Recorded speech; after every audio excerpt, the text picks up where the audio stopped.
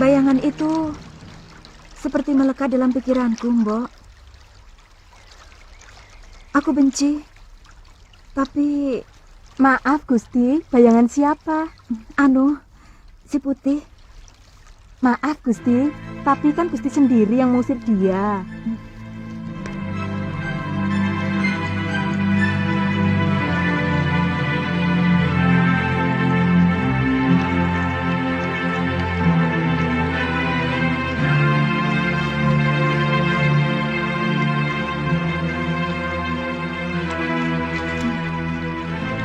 Dia memang kurang ajar.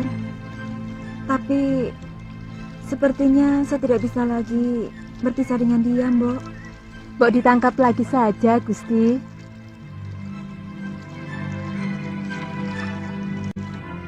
Kalau kamu memang mencintainya, kenapa kamu tidak nyusul saja ke kamar Gusti Putri? Kamu mau saya dipotong dan dibikin bekakak? Iya. Makanya kamu juga macam-macam sih.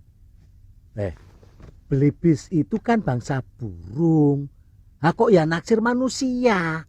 Putri raja lagi. Ndak patut toh? Jadi orang itu. Lali aku. Jadi burung itu. Mbok ya tahu diri. Atau kamu sudah pengen kawin? Ngomong. Ngono kok ya isin. Kalau kamu sudah pengen kawin, besok tak cariin di pasar. Di sana itu banyak belibis betina yang cantik-cantik dan bersih. Oh, ngawur kamu. Saya maunya sama Putri Sekarwangi. Dia itu satu-satunya wanita yang paling cantik dan baik hati, Bil. Oh. Tubuhnya sesuai dengan namanya. Wangi.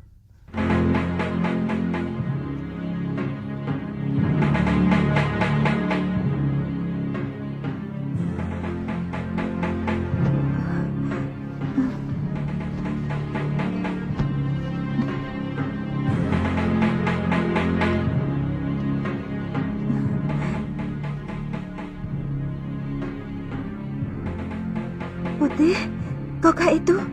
Benar, Gusti. Apakah Gusti masih marah kepada hamba?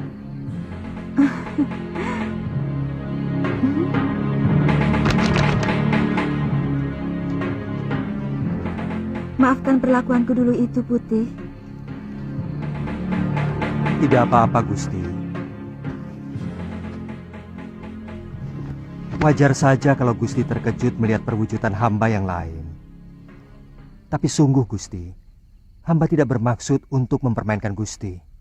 Saya yakin kamu bukan belibis biasa. Maukah Gusti menolong saya? Tentu. Kamu ingin apa, Putih? Tolonglah, Gusti, cabutkan jambul saya. Ayolah, Gusti. Gusti tidak usah khawatir. Hamba tidak akan merasa sakit. Jambul itu yang akan mengakhiri kutukan kepada hamba.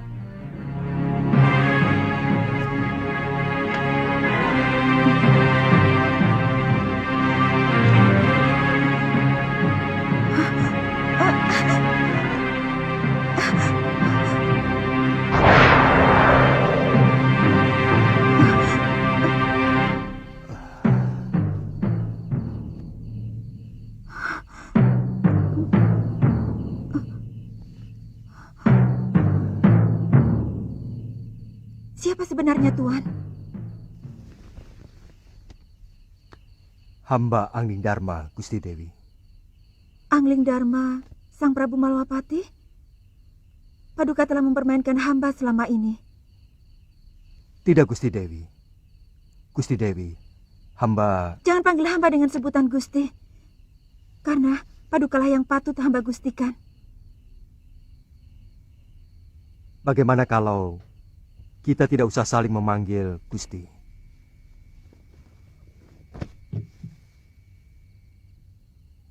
Saya tidak ada maksud untuk mempermainkan Dewi. Karena sebenarnya saya pernah kutuk manusia serigala. Yang saya kalahkan waktu saya menikah.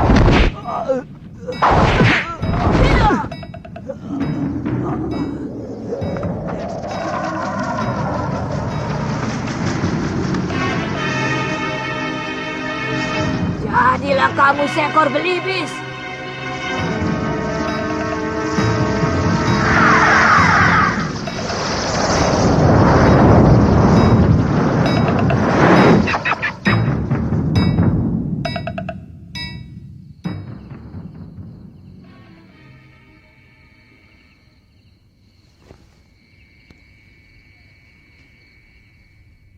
Kau mau memaafkan saya, Dewi?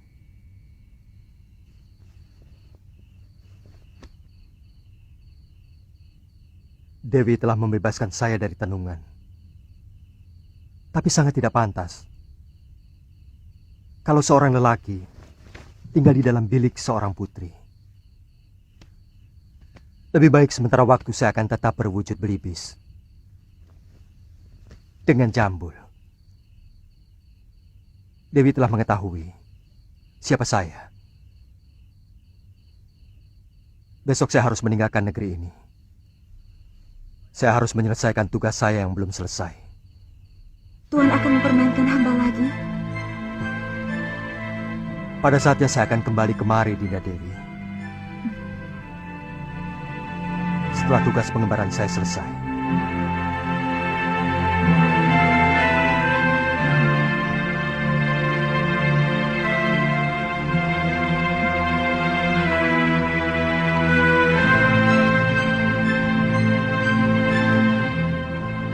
Kamu yakin arahnya benar, Galuh?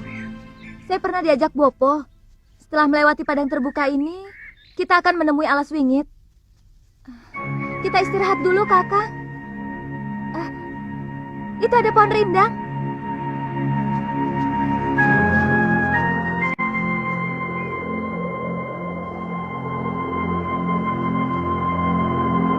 Suliwa dan Galuh Parwati, mau kemana mereka?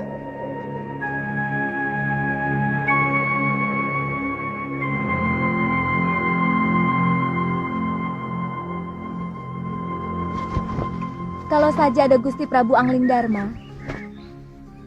mungkin kejadiannya tidak seperti ini. Bagaimanapun, Bopo masih mau mendengar nasihat Gusti Prabu. Meskipun dia seorang murid. Kenapa kita tidak ke negeri Malapati saja? Kakang kan dengar sendiri bahwa Gusti Prabu sedang dalam pengembaraan. Tapi ya, tidak apa-apa.